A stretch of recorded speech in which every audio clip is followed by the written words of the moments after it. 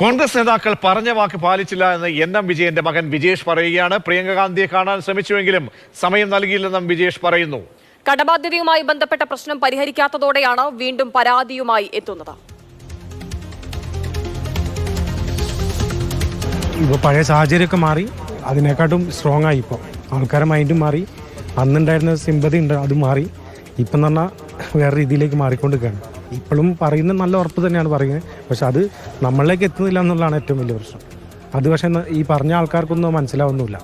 ഈ ബാങ്കിലേക്ക് പറയാൻ പറ്റില്ലല്ലോ ഇങ്ങനെയാണ് പറഞ്ഞിട്ടുള്ളത് എന്ന് പറഞ്ഞ് അവർ വിശ്വസിക്കില്ലല്ലോ. ഇത് കൂടിക്കൂടി വരികയാണ്.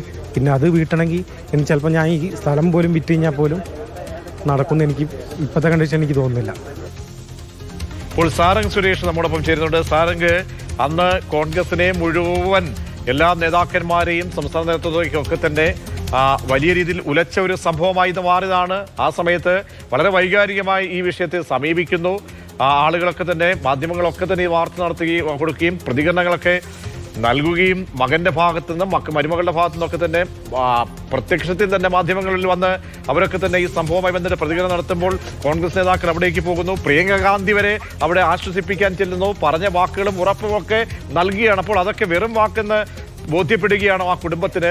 പ്രിയങ്ക ഇന്ന് വരുന്ന ഘട്ടത്തിൽ അവരെ കാണാൻ ശ്രമിക്കുമ്പോൾ പോലും അതിനുള്ള അനുമതി കോൺഗ്രസ് നേതൃത്വം നൽകുന്നില്ല എന്ന് പറയുമ്പോൾ മകൻ എന്താണ് പ്രതികരിക്കുന്നത്, എന്താണ് ബോധ്യപ്പെടുത്താൻ ശ്രമിക്കുന്നത്? പ്രതീഷ്, എൻ.എം. വിജയന്റെ ആത്മഹത്യയുമായി ബന്ധപ്പെട്ട് വലിയ തോതിലുള്ള രാഷ്ട്രീയ ആരോപണങ്ങൾ നിലനിൽക്കുന്നതിനിടയിലാണ് വയനാട് എം പി കൂടിയായ പ്രിയങ്ക ഗാന്ധി എൻ.എം. വിജയന്റെ വീട് സന്ദർശിച്ച് കുടുംബാംഗങ്ങൾക്ക് ഉറപ്പ് നൽകിയിരുന്നത്. അത് കടബാധ്യതയടക്കം പരിഹരിക്കുന്നതിന് ഉതകുന്ന നടപടി നേതൃത്വം എടുക്കുമെന്നുള്ള ഉറപ്പ് വരെ നൽകിയിരുന്നു എന്നാണ് മനസ്സിലാക്കാൻ സാധിക്കുന്നത്.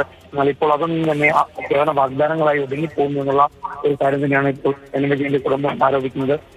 ഇപ്പോൾ കടബാധ്യത വർദ്ധിച്ചു വരുന്നു. കടക്കാർ നിരന്തരം വീട്ടിലേക്ക് പോലും കയറി വന്ന് ശല്യം ചെയ്യുന്ന രീതിയിലേക്ക് കാര്യങ്ങൾ മാറുന്നു. സ്വന്തം സ്വത്തുക്കൾ പൂർണ്ണമായും വിറ്റ് തുറക്കേണ്ട അവസ്ഥയിലേക്ക് വരുന്നു എന്നുള്ള ഒരു വിഷമം തന്നെയാണ് വിജയത്തിനൊപ്പമുള്ള ബന്ധുക്കൾ ഇപ്പോൾ ആരോപിക്കുന്നത്. അതിനിടെ പ്രിയങ്ക വീണ്ടും വയനാട്ടിലെത്തിയ സമയത്ത് നേരിട്ട് കാണണം എന്നുള്ള ഒരു ആവശ്യം ഉന്നയിച്ചു. എന്നാൽ അതിന് ഇവിടെയുള്ള സംവിധാനങ്ങൾ സമ്മതിച്ചില്ല, അധികൃതരെ സമ്മതിച്ചില്ല. അതുകൊണ്ട് റോഡരികിൽ നിന്നെങ്കിലും പ്രിയങ്കയുമായി കൂടിക്കാഴ്ച നടത്താനുള്ള ശ്രമം നടത്താനാവുമോ എന്നുള്ള ഒരു സാധ്യത ആരാഞ്ഞുകൊണ്ടിരിക്കുകയാണ്. കാരണം എന്തായാലും വലിയൊരു എന്തുകൊണ്ടാണ് ആ പറഞ്ഞ വാക്ക് പാലിക്കപ്പെടാതെ പോകുന്നത്? കാരണം അങ്ങനെയെങ്കിൽ ഒരു ചതിയാണ്, വഞ്ചനയാണ് ആ കുടുംബത്തോട് കാട്ടിയിരിക്കുന്നത്. ഈ കേസിന്റെ നടപടിക്രമങ്ങളുമായിട്ട് അതൊക്കെ അതിന്റെ മുറയ്ക്ക് നടക്കുകയും ചെയ്യുന്നുണ്ട്. അപ്പോൾ പ്രിയങ്ക ഗാന്ധി നേരിട്ട് അവിടെ പോയി അവിടെ കാര്യങ്ങൾ ബോധ്യപ്പെടുത്തുകയും അവരുടെ കൈ ചേർത്ത് പിടിച്ച് ഉറപ്പ് കൊടുത്തൊരു സംഭവമാണ്. പിന്നീട് ഇതിനകത്ത് എന്തുകൊണ്ടാണ് ഒരു അപ്ഡേഷൻ ഇല്ലാതെ പോകുന്നത്? ആ കുടുംബത്തിന് ഇങ്ങനെ തുറന്ന് പറയേണ്ടി വരുന്നൊരവസ്ഥ അത് എന്തുകൊണ്ടുണ്ടായി?